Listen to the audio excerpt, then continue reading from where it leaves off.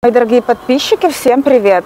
Многие из вас уже слышали, что в Египте во время дайвинга пропала женщина из Санкт-Петербурга Кристина Осипова. Вместе с профессиональными дайверами они совершали погружение на юге Хургады возле острова Гифтон. Всего погружалось 9 дайверов, 9 профессионалов, а всплыли только 8.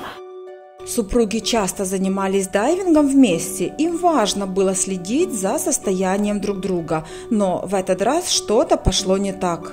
Юрию стало плохо на глубине, он потерял сознание, очнулся, а жены уже рядом не было. Со слов профессионалов, парциальное давление обычного баллона с воздухом рассчитано на глубину до 40 метров, так что потерять сознание, если спуститься глубже, обычное дело. Но вместе с этим много профессиональных дайверов все равно ходят на воздухе и до 100 метров, справляясь с нагрузкой. Сейчас идут полномасштабные поисковые работы, подключились даже чемпионы по глубоководному погружению, но пока Кристину в этой впадине не нашли. Глубина впадины 130 метров, ее там нету. Возможно, пока тело не найдено, женщина не найдена, возможно, воды, течение унесло куда-нибудь в Кристину в другую сторону, в другом направлении, и, возможно, она еще жива. Если кто-то из вас обладает какой-то информацией, обязательно сообщите мне, потому что я тоже очень переживаю, я сама спортсменка, и у меня очень много друзей-спортсменов, и я наблюдала в своей жизни, как вот спортсмены, такие уже, знаете, профессионалы, они уже не могут вовремя тормозить, и им кажется, что вот раз они взяли вот эту планку, значит возьмут и следующую планку. Вот, так что вот так вот. У Кристины 4 детей, 4 мальчиков. Потерять маму – это ужасно-ужасно. Но будем верить в лучшее. И еще хочу сказать вам, мои дорогие подписчики, я не один раз наблюдала в жизни, находясь здесь, в Египте, как вот туристы нарушают законы.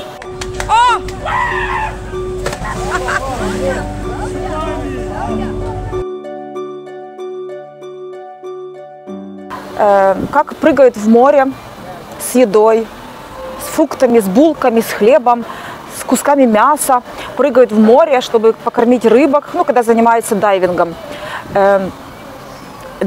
снорклингом, чтобы покормить рыбок, и таким образом привлекают очень много рыбок. На этих маленьких рыбок приходят рыбки побольше, и вот таким образом можно привлечь акул.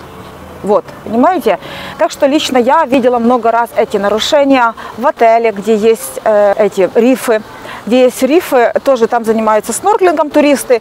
Они берут эти яйца, куски мяса, колбаску. Вот это все я видела своими глазами, как они тащат туда, в море. И вот там, значит, кормят рыбок. И вроде бы так весело, снимают. Вроде бы, ну, есть что поснимать. Но люди не понимают, что они рискуют. Что они просто рискуют, сами нарываются на серьезные неприятности. Поэтому так мы устроены, серьезные гонщики. Да? Вот если они поворот прошли за несколько секунд, значит, в следующий раз они уже хотят пройти поворот на секунду быстрее. Или там тяжеловесы. Пауэрлифтинг. Вот они поднимали, допустим, там 200 килограмм, давайте сделаем 205, 210, 215. И вот таким образом люди травмируют себя, еще не подготовленные связки, суставы, мышцы. Люди травмируют себя, и потом всю оставшуюся жизнь они ходят на реабилитацию. Я работала в этой сфере в Москве, поэтому все, что я говорю, это то, что я видела. Даже вот я вам пообещала, что мы будем заниматься гимнастикой, что я вам покажу лечебную гимнастику. Но я пошла кататься на лошади, там где-то я задержалась, схватилась за забор, лошадь дернулась, и, в общем, ну, она что-то ее испугала, она дернулась, и я такая уверенно держусь дальше за забор, и, в общем, я свалилась с лошади, и вот плечевой сустав уже болит 4 месяца.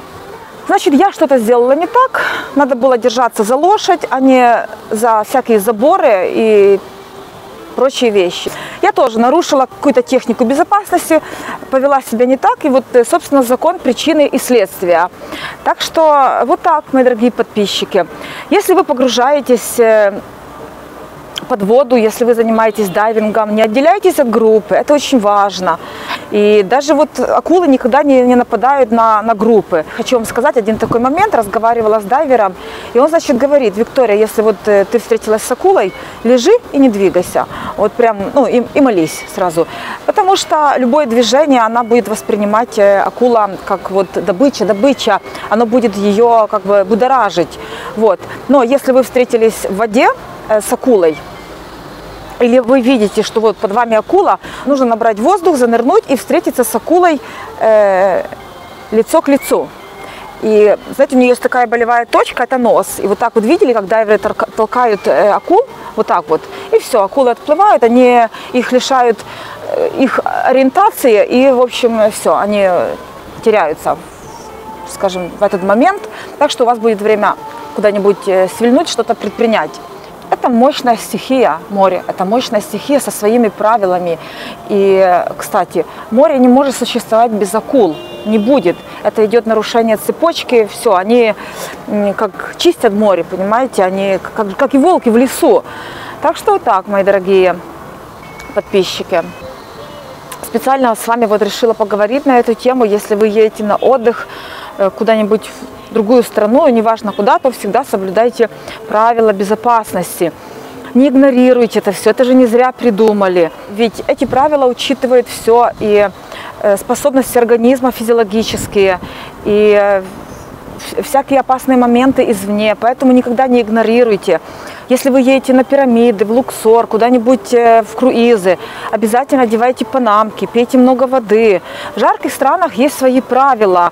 И даже я вот общалась с одним врачом, и он говорит: Виктория, в этой стране нужно много пить, потому что идет нарушение водно-солевого баланса, и в почках откладывается песок. А потом этот песок превращается в камни. Ну, вот вам это надо? Нет. Поэтому относитесь ко всему очень так детально, щепетильно. То есть, знаете, как береженного Бог бережет. Но что вам еще сказать? Если бы я вот это всего не видела, что вам рассказала, я бы, может быть, это видео не сделала. Но я видела многочисленные нарушения, находясь здесь, в Египте, когда я выходила в море. А в море я выходила очень много раз. Я видела, как себя ведут люди. Более того, люди еще напиваются очень хорошо. И вот в таком состоянии они прыгают, понятно, с едой, пьяные, они прыгают в воду заниматься снорклингом. Вот что вот эти мастера могут с вами сделать, если человек уже плохо управляемый? Эти ребята, бедные, которые вот на яхте, они даже не знают, что с вами делать, когда группы людей выходят в море, напиваются и ведут себя непонятным образом, и потом еще прыгают в таком состоянии в воду. Ну вот как они это могут контролировать?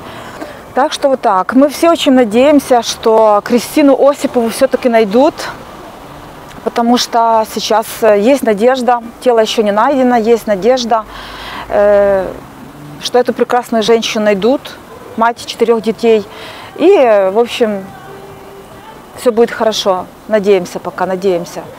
Вот, так что вот так вот. Ну все сказала.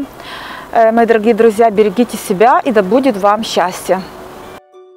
Ну что ж, на сегодня все. Надеюсь, видео было вам полезно. Подписывайтесь на канал, ставьте лайки и обязательно смотрите видео, которые я оставляю в заставках. Там очень много ценной информации. И пока-пока. До скорых встреч на берегу Красного моря.